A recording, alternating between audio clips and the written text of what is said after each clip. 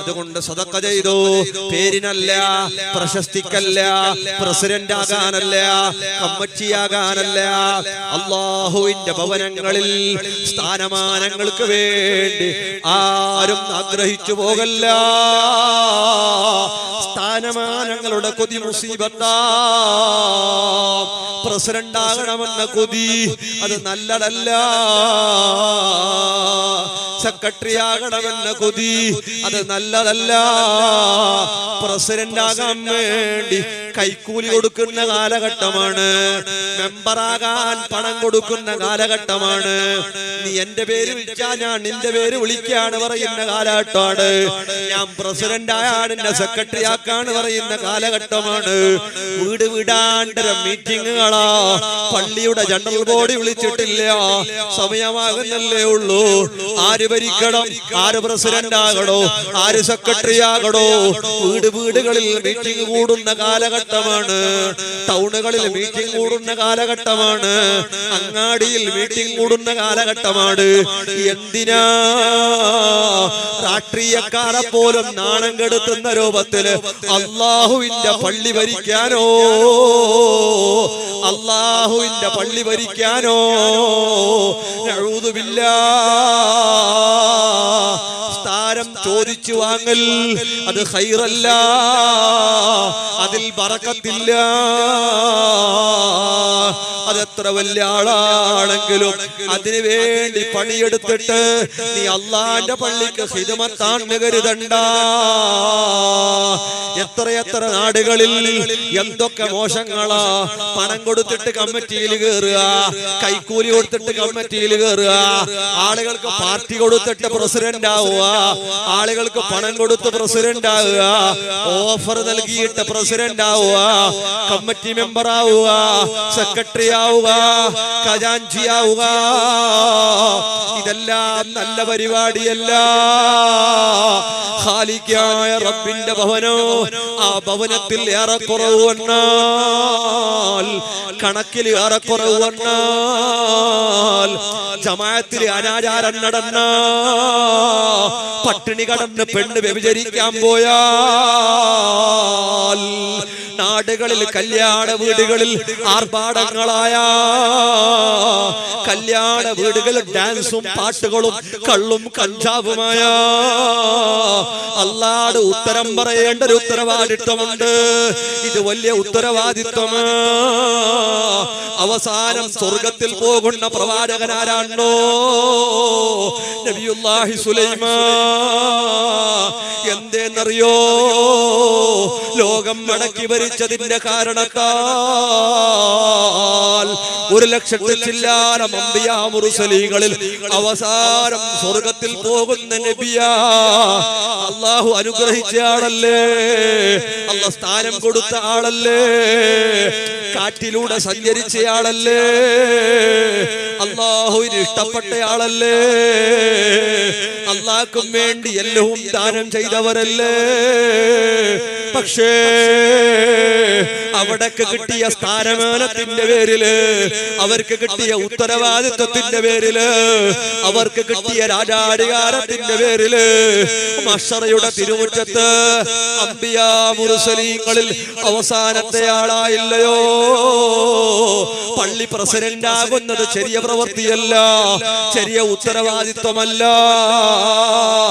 Committee മെമ്പറാകുന്നത്, secretary ആകുന്നത്, ഖജാൻജിയാകുന്നത് ഇത് രാജകീയ പട്ടമല്ല, ഇത് പരീക്ഷണമാണ്.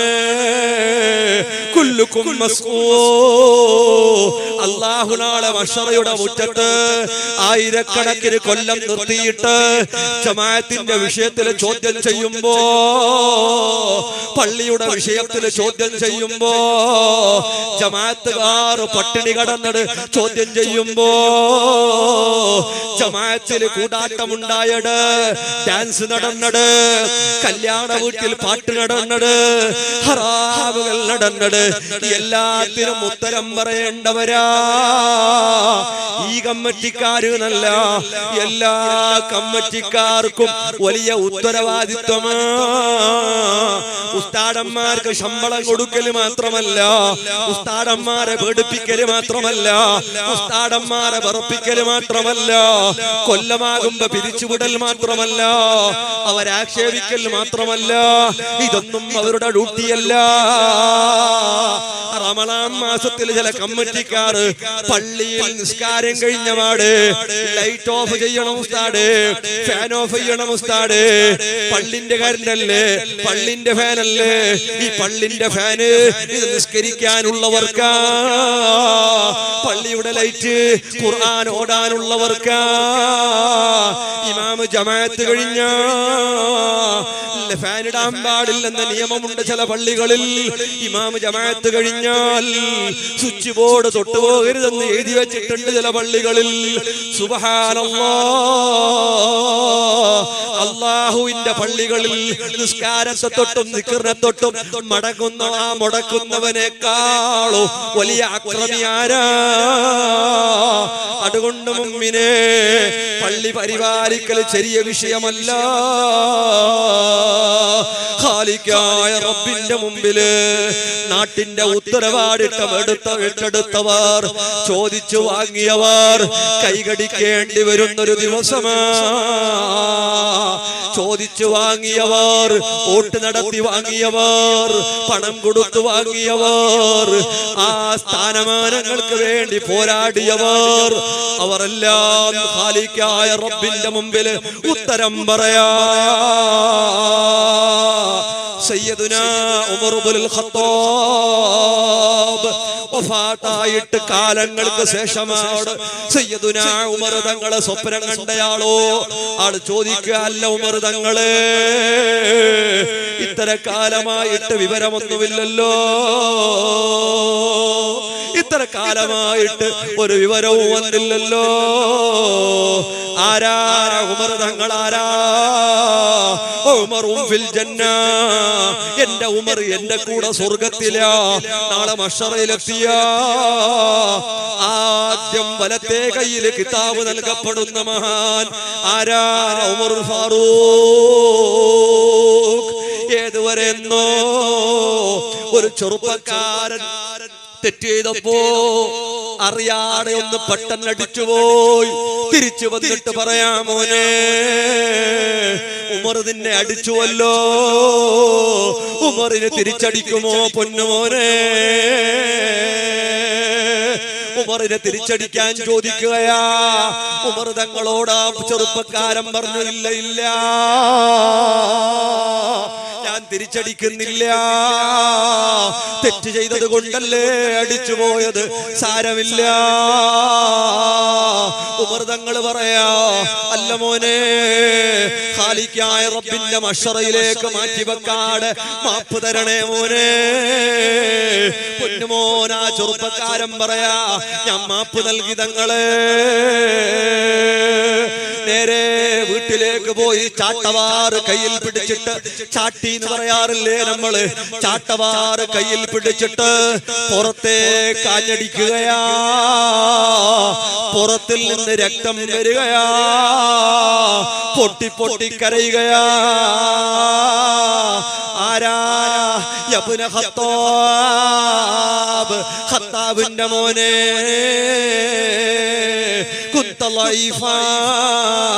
നീ ആർക്കും വേണ്ടാത്തവനായിരുന്നില്ലേ,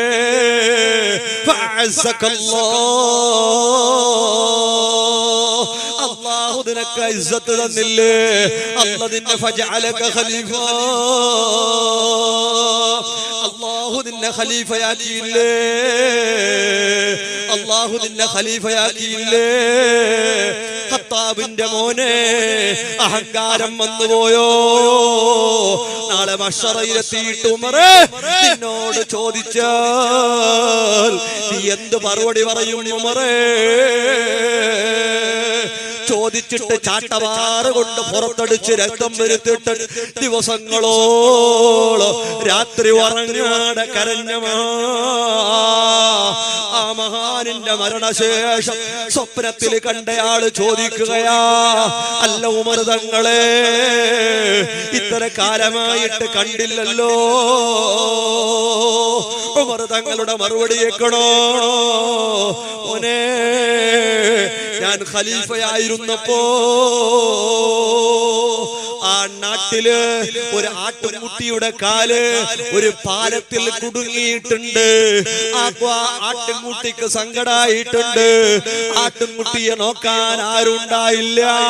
ഒരുപാട് സമയോ ആട്ടിന്റെ കാൽ കുടുങ്ങിയിട്ടവിടെ ബാക്കിയായിട്ടുണ്ട്. ഖാലിക്കായ റബ്ബ് എന്നോട് അതിനെപ്പറ്റി ചോദിച്ചത് ഇത്ര കൊല്ലക്കാലം അല്ലാഹു എന്നോട് അതിനെപ്പറ്റി ചോദിച്ചതാ. മറുപടി പറയാൻ കഴിഞ്ഞില്ല. ഖലീഫയായ കാലഘട്ടത്തില് ഒരു ആട്ടുകുട്ടിക്ക് വന്ന വിഷമത്തിന്റെ പേരില്, സങ്കടത്തിന്റെ പേരില് ഒരുപാട് ചോദ്യം ചെയ്യപ്പെട്ടില്ലയോ? ആരെയാ ചോദ്യം ചെയ്തത്? എന്റെ കൂടെ സ്വർഗത്തിലുണ്ടെന്ന് പറഞ്ഞ അന്ത മിന്നീ യാ ഉമർ അന മിൻക യാ ഉമർ. ഉമറേ, ഹബീബ് തങ്ങളുടെ ഇഷ്ടക്കാരനല്ലയോ? ഹബീബ് തങ്ങളെ പിരിസക്കാരനല്ലയോ? സ്വർഗത്തിലേക്ക് ഹബീബ് തങ്ങളുടെ കൂടെ പോകുന്ന ആളല്ലയോ? സ്വർഗത്തിൽ ഹബീബ് തങ്ങളുടെ കൂടെ കിടക്കേണ്ട ആളല്ലയോ? അവരാ പറയുന്നത് ഖലീഫയായ സമയത്ത് ഒരാട്ടുകുട്ടിയുടെ കാല് കുടുങ്ങിയതിന്റെ പേരില് ഞാൻ സങ്കടത്തിലായി കേട്ടോ. അതുകൊണ്ട് മുത്തുമുഅ്മിനീങ്ങളെ നല്ലോണം ആലോചിക്കണം, നല്ലോണം ചിന്തിക്കണോ. അള്ളാന്റെ പള്ളിയുടെ വിഷയം കൈകാര്യം ചെയ്യുമ്പോ നല്ല സൂക്ഷ്മത വേണേ. താറുമാറാവല്ല. പള്ളിയുടെ പണം തിരിച്ചു കളയല്ല. പള്ളിയുടെ വസ്തുക്കൾ തിരിച്ചു വെക്കല്ല. അല്ലാഹുവിന്റെ ഭവനത്തിന്റെ ഉത്തരവാദിത്വം അടമുറ പോലെ വീട്ടാടെ പോയാൽ വലിയ ശാപമാണ്. അതിന്റെ നോട്ടക്കാരൻ അല്ലാഹുവാ. അതിന്റെ ഉത്തരവാദികൾ മലക്കുകളാ. അതിന്റെ നോട്ടക്കാർ സ്വാലിഹീങ്ങളാ. റബ്ബിന്റെ ഭവനം വളർന്നു വരുമ്പോ പള്ളിയുള്ളവരും ശരി ഇല്ലാത്തവരും ശരി എല്ലാവരോടും ചോദ്യമുണ്ട്. മറന്നുപോകല്ല.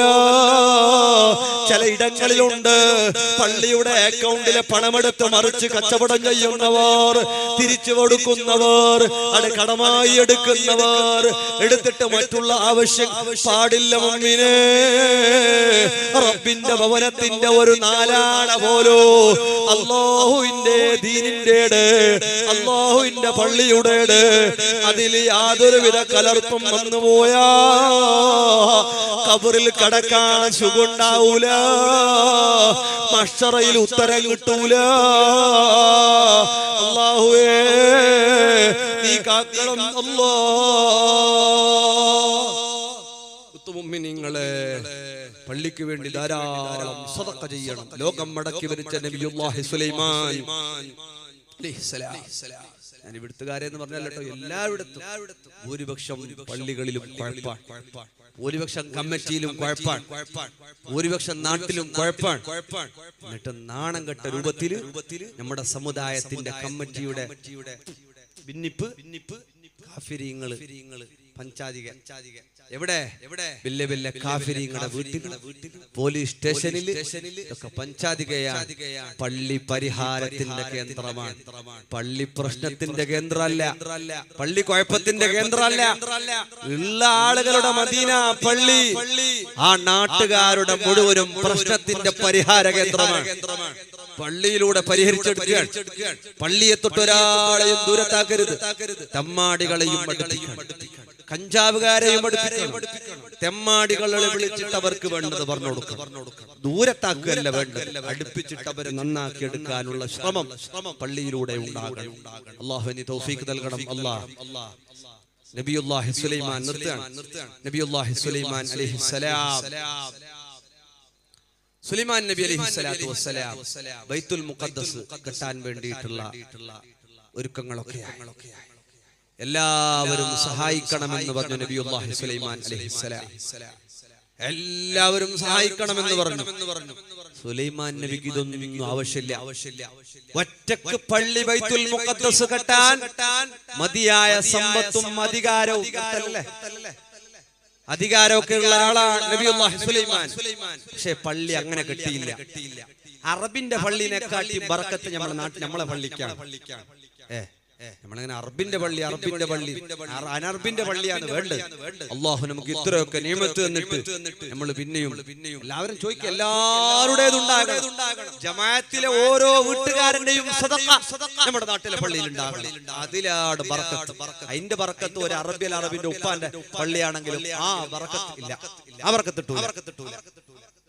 അതിന്റെ പാരമ്പര്യമാണ് ബൈത്തുൽ മുഖദ്ദസ് കെട്ടുമ്പോ നബിയുല്ലാഹി സുലൈമാൻ അലൈഹിസ്സലാം എല്ലാവരും സദഖ ചെയ്യാൻ വേണ്ടി പറഞ്ഞു. എല്ലാവരും കൊണ്ടുവരണം സദഖ, എല്ലാവരും സദഖ കൊണ്ടുവരണം. എല്ലാവരും സദഖ കൊണ്ടുവന്നു. പള്ളിക്ക് സദഖ ചോദിക്കുന്നതിന് നാണക്കേടാവണ്ട. കമ്മിറ്റിക്കാർ നിങ്ങൾ ആവശ്യത്തിനല്ലല്ലോ, പള്ളിക്ക് വേണ്ടി എല്ലാ വീട്ടുകാരോടും ചോദിക്കണം. ഓരോ പണിയെടുക്കുന്ന ചെറുപ്പക്കാരനോടും ചോദിക്കണം. ഓരോ പ്രവാസിയോടും ചോദിക്കണം. അവന്റെ വകയിൽ ഒരു എമൗണ്ട്, അത്ര ഇത്ര എന്നല്ല. വേർത്തൊലിച്ചിട്ട് നിർത്താനാവുമ്പോ അല്ലെ പോവാനാവുമ്പോ കാറ്റിട്ടിട്ട് അൽഹംദുലില്ലാഹ് ഇപ്പോഴെങ്കിലും കിട്ടിയല്ലോ അൽഹംദുലില്ലാഹ്. ഞാൻ കണ്ടിട്ടില്ല ഫാൻ പറയുന്ന അർജന്റ്. നല്ല സുഖമുണ്ട്, നല്ല കാറ്റ്. സുലൈമാൻ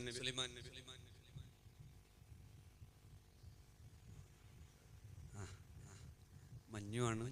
എക്സാമിന്റെ സമയങ്ങൾ അടുത്ത് വരികയാണ്. കുറച്ചും കൂടി പറയാം. സുലൈമാൻ നബി അലൈഹിസ്സലാത്തു വസ്സലാം എല്ലാരും ബൈത്തുൽ മുഖദ്ദസ് കെട്ടാൻ വേണ്ടി പൈസ കൊണ്ടുവന്നു. ആരാ? ലോകം അടക്കി ഭരിച്ച നബിയുല്ലാഹി സുലൈമാൻ അലൈഹിസ്സലാം. ആവശ്യമുണ്ടോ? ഇല്ല. ലോകം അടക്കി ഭരിച്ച വലിയ കോടീശ്വരനായ നബിയുല്ലാഹി സുലൈമാൻ അലൈഹിസ്സലാം.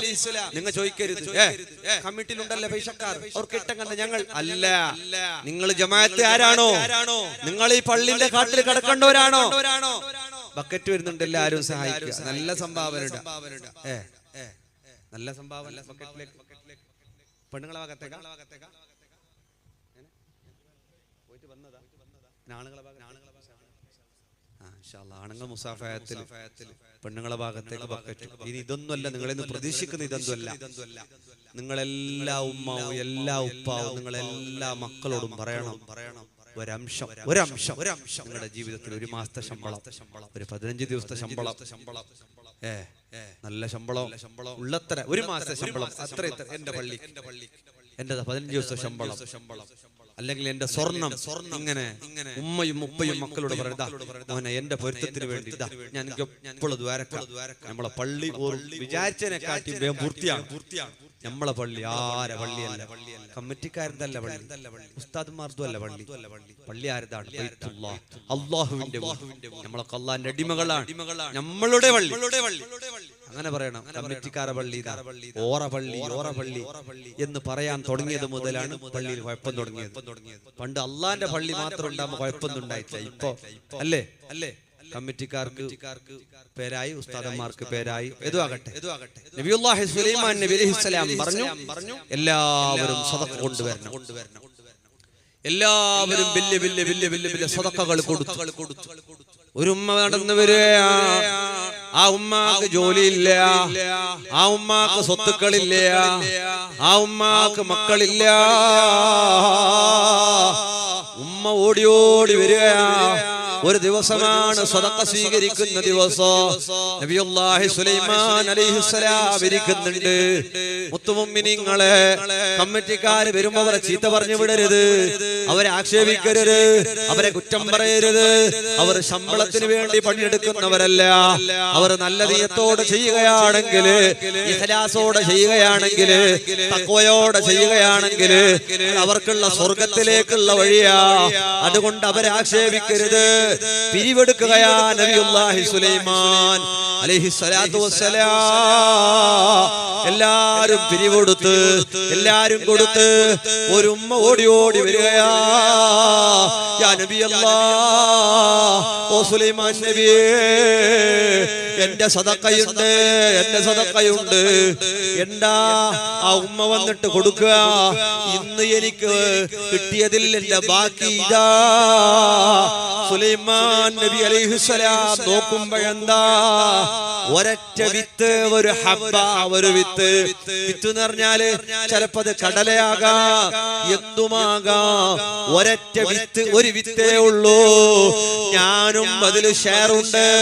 ബൈത്തുൽ മുഖദ്ദസ് കെട്ടുമ്പോ എന്റെ സദഖ ഇല്ലാതെയാവില്ലല്ലോ, എനിക്കും കൂലി വേണമല്ലോ. നബിയായിട്ടുള്ളവരെ, എനിക്ക് ജോലിയില്ല, എനിക്ക് സമ്പത്തില്ല, എന്നിൽ ഒരുപാടില്ല. എന്നിൽ ഇന്ന് കിട്ടിയതിൽ ബാക്കി ഇത് മാത്രമാണ് നബിയേ. നബിയുല്ലാഹി സുലൈമാൻ അലൈഹിസ്സലാം ആ ഉമ്മാക്കും അല്ലാഹുവിനോട് ദുആ ചെയ്തില്ലയോ? ഉമ്മാന്റെ സദഖയും സ്വീകരിച്ചില്ലയോ? അതുകൊണ്ടില്ലേ എല്ലാവരും അവരവർക്കുള്ളത് അല്ലാഹുവിന്റെ ഭവനത്തിന് നൽകണേ. നൽകാതെ പോകല്ല. പള്ളികളിൽ ആയിരക്കണക്കിന് മാലാഖമാർ അവർ സുജൂദ് ചെയ്യുന്ന ഇടമാ. ചിന്മക്കളെ സുജൂദ് ചെയ്യുന്ന ഇടമാ. എല്ലാം വളരെ മനോഹരമാകാം. ഖബർ വിശാലമാകണോ, മഹ്ശറയിൽ രക്ഷപ്പെടണോ. അല്ലാഹുവിന്റെ പള്ളിയുടെ കാര്യം നീ ഏറ്റെടുത്തോ. അല്ലാഹു തന്നതിൽ ലക്ഷങ്ങൾ പൊടി പൊടിച്ചിട്ട് വീടുണ്ടാക്കിയില്ലേ, വാഹനം വാങ്ങിയില്ലേ, മൊബൈലുകൾ മാറി മാറി വാങ്ങിയില്ലേ, ഒരുപാട് ഫർണിച്ചറുകൾ, ലക്ഷങ്ങൾ വിലമതിക്കുന്ന ഫർണിച്ചറുകൾ വീടിനെ മോടി പിടിപ്പിച്ചില്ലേ, ഡെക്കറേഷന് എല്ലാം ചെലവഴിച്ചില്ലേ, മക്കളുടെ കല്യാണത്തിൽ ലക്ഷങ്ങൾ കൊടുത്ത് ചെലവഴിക്കില്ലേ, രോഗം വന്നപ്പോ ലക്ഷങ്ങൾ മുടക്കിയില്ലേ, ഇനി രോഗം വന്ന ലക്ഷങ്ങൾ മുടക്കില്ലേ. അതുകൊണ്ട് രോഗം വരാൻ കാത്തു നിൽക്കണ്ട, മരിക്കാൻ കാത്തു നിൽക്കണ്ട, മക്കള് കൊടുക്കുമെന്ന പ്രതീക്ഷ വേണ്ട. മക്കള് മരിക്കാൻ കാക്കുകയാ. ചില മക്കളൊക്കെ പറയലുണ്ട്, ഉസ്താദേ ഉപ്പാക്ക് സുഖമില്ല, സലാമത്താവാൻ ദ്വാരക്കണം ഉസ്താദേ, സലാമത്താകണം ദ്വാരക്കണം എന്ന് പറഞ്ഞ ഉപ്പോണ്ട് മരിച്ചു കിട്ടാനാ. കൽബിന്റെ ഉള്ളിലുള്ള കൊതി ഉപ്പ മരിച്ചു കിട്ടാനാ.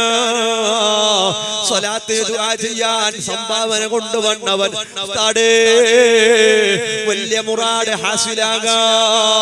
അവനോട് ചോദിക്കപ്പെട്ടു, അല്ല മോനെ നിന്റെ മുറാദ് എന്താ? ഉസ്താദേ സീക്രറ്റാ, ഇത് പറയാൻ പറ്റിയ മുറാദല്ല. ഉസ്താദ് പറഞ്ഞു, മോനെ നിന്റെ മുറാദ് പറഞ്ഞോ. മുറാദ് മനസ്സിൽ വെച്ച് ദുആ ചെയ്താ അല്ലാഹു പെട്ടെന്ന് ഉത്തരം തരുമല്ലോ. ആരോടും പറയില്ല, മുറാദ് പറഞ്ഞോ. പൊന്നുമോ മുറാദ് പറഞ്ഞത് എന്താണെന്നറിയോ? ഉപ്പമാറ് കേക്കണേ, ഉമ്മമാറ് കേക്കണേ. ഉസ്താദേ എന്റെ ഉപ്പൊന്ന് മരിച്ചു കിട്ടണേ. ഇതാ പൊന്നുമോന്റെ മുറാദ്. അല്ല മോനെ എന്തിനാ? ഓൻ പറയുന്നു, ഉസ്താദേ ഉപ്പാക്ക് ലക്ഷങ്ങൾ കോടികൾ വരുന്ന സ്വത്തുപ്പാന്റെ പേരിലുണ്ട്, അത് ഓഹരി വെക്കുന്നില്ല, അത് വിധിച്ചു തരുന്നില്ല. ഞങ്ങൾക്ക് സുഖിക്കണ്ടേ ഉസ്താദ്, ഞങ്ങൾക്ക് വീട് വെക്കണ്ടേ ഉസ്താദ്. ഉപ്പ പറയുന്നത് മരിച്ചിട്ടല്ലാതെ കിട്ടൂല, ഞാൻ മരിക്കാതെ തരൂല. ഉപ്പ പറഞ്ഞപ്പോ പൊന്നുമക്കളുടെ പണി എന്താ?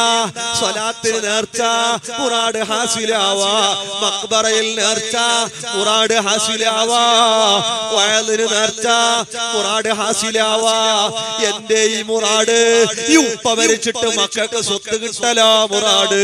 ഇതുപോലോത്ത മക്കളായാലോ എടുത്തു വെക്കണ്ട. ഹൽ തൻതളിറൂന ഇല്ലാ ഫഖറൻ ഫൻസിയാ. ദാരിദ്ര്യം വന്നുപോയാ എനിക്കറിയാ. 2 ഫാക്ടറിയുടെ മുതലാളി, 2 ഫാക്ടറി നടത്തിയ മുതലാളി 6000 ശമ്പളത്തിന് ബേക്കറിയിലെ പണിക്കാരനായിട്ടുണ്ട്. 2 ഫാക്ടറികളുടെ മുതലാളിയായിരുന്നു. 40 ജോലിക്കാരുണ്ടായിരുന്നു. ഒരാൾക്കും കൊടുക്കാൻ എടുത്തു വെച്ചത് എല്ലാം നഷ്ടപ്പെട്ടു പോയില്ലയോ? ചെലവിന് വേണ്ടി 6000 റുപ്യ ശമ്പളത്തിന് വേണ്ടി ജോലിക്ക് ബേക്കറിയിൽ പോകേണ്ടി വന്നില്ലയോ? ഹബീബ് ചോദിക്കുകയാ, ദാരിദ്ര്യമാണോ കാത്തിരിക്കുന്നത്? കാത്തിരിക്കണ്ട, ഉള്ളത് കൊടുത്തോ. ഒരുപാട് ചോദ്യങ്ങളുണ്ട്. അല്ല, മാറാവ്യാധികളായ രോഗങ്ങളാണോ? ഇപ്പൊ ആരോഗ്യല്ലേ? അല്ല, രോഗം തന്നെ. മാറാവ്യാധികളായാൽ ക്യാൻസറിന് അടിമപ്പെട്ടു പോയാ 2 വെള്ളിയാഴ്ച മുമ്പ് പള്ളിയിലേക്ക് ഒരാള് വന്നു, സങ്കടം പറഞ്ഞു. ഞാൻ ചോദിച്ചു, അല്ലെന്റെ 19 വയസ്സുള്ളയാളാ, ക്യാൻസർ രോഗിയാ, കാഷ്ടം ബാഗിലാ.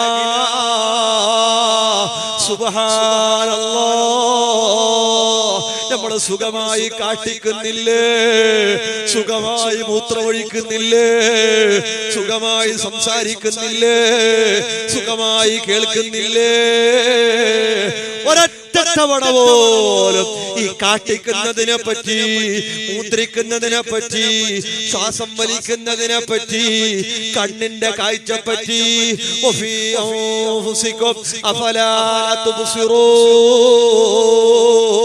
കാണുന്നില്ലേ? ഓർക്കുന്നില്ലേ? ചിന്തിക്കുന്നില്ലേ? കടന്നിട്ട് എണീക്കുമ്പോ പാദരോഗം വന്നവരില്ലേ? വീട്ടിൽ നിന്ന് പോയവർ, അപകടത്തിൽപ്പെട്ട് കാല് പോയവരില്ലേ? കൈ പോയവരില്ലേ? ബോധം കെട്ടുപോയവരില്ലേ? ഓർമ്മശക്തി പോയവരില്ലേ? മാനസിക രോഗികളില്ലേ? എത്രയെത്ര ഉഷാറുള്ളവരാ! കളിക്കുമ്പോ മറിഞ്ഞു വീണവർ, ചിരിക്കുമ്പോൾ മറിഞ്ഞു വീണവർ, ഓടുമ്പോ മറിഞ്ഞു വീണവർ, നടക്കുമ്പോ മറിഞ്ഞു വീണവർ. നിന്റെ നിയന്ത്രണം ആരുടെ കയ്യിലാ? അതുകൊണ്ട് രോഗത്തെ കാത്തിരിക്കല്ല, രോഗം വരാൻ കാത്തിരിക്കണ്ട. ഇപ്പൊ ആരോഗ്യല്ലേ? ഇഴപ്പ കെട്ടുപോകുമെന്ന് ആര് കണ്ടു? എത്രയെത്ര ആരോഗ്യ ദൃഢഗാത്രോ! 19 വയസ്സുള്ള ചെറുപ്പക്കാരൻ കാലുവേദന കൊണ്ട് ബാംഗ്ലൂരിൽ കൊണ്ടുവരപ്പെട്ടു.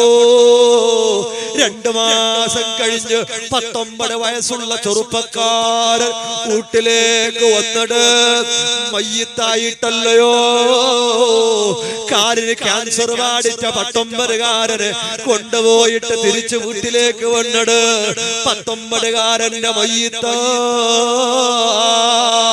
അതുകൊണ്ട് ചെറുപ്പക്കാരെ, പണമുള്ളവരെ, മുതലാളിമാരെ, ആരോഗ്യം റബ്ബിന്റെ കയ്യിലാ.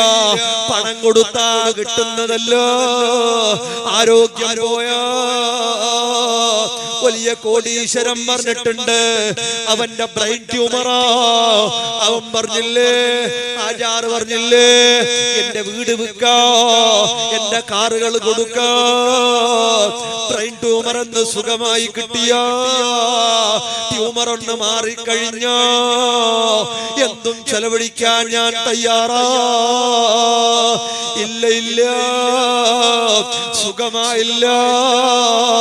ആചാരുടെ കെട്ടിടങ്ങൾ ഉപകാരപ്പെട്ടില്ല, കാറുകൾ ഉപകാരപ്പെട്ടില്ല, തോട്ടങ്ങൾ ഉപകാരപ്പെട്ടില്ല. ആചാറ് മരിച്ചു പോയില്ലയോ? അതുകൊണ്ട് ഉമറും മുഫ്സിദ, മാരക രോഗത്തെ കാത്തിരിക്കണ്ട.